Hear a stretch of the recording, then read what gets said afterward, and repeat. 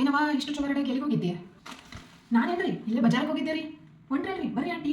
ಅದೇ ಪಕ್ಕದ ಮನೆಯವರು ಸೀರೆ ಕೊಟ್ಟಾರ್ರಿ, ಮದುವೆ ಆಯ್ತಲ್ಲ ಹಾಗೆ ತೋರಿಸ್ತೀನಿ. ಹೌದೇನ? ಇರು ನಂದು ತಗೊಂಬರ್ತೀನಿ. ನೋಡ್ರಿ ಇಂಥದ್ದು ಕೊಟ್ಟಾರ, ನಿಮ್ದಾನು ಚಲೋ ಆಗ್ಬಿಡ್ರಿ ಆಂಟಿ.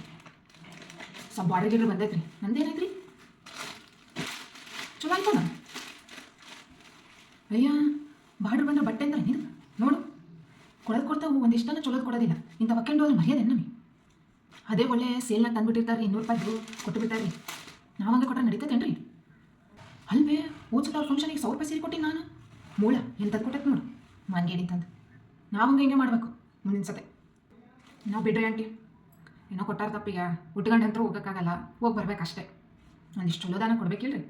ಹೋಗಿ ಬಿಡತ್ತಾರೆ ಇವ್ರು ಸೀರೆ ನೆನ್ಸ್ಕೊಂಡೇನು ಕುಂತಿಲ್ಲ, ನಾವು ಕರ್ದಾರ ಹೋಗ್ಬೇಕು ಅಷ್ಟೇ. ಏನೇನು ಕೊಡೋದಿದ್ರೆ ಗಿಫ್ಟು ಪಫ್ಟು ಇಲ್ಲ ಬ್ಯಾಗ್ ಅಂತದೇ ಕೊಡ್ಬೇಕು ತಾನೆ, ಅವೇನು ಬ್ಯಾಡ ಅಂತೀವಿ.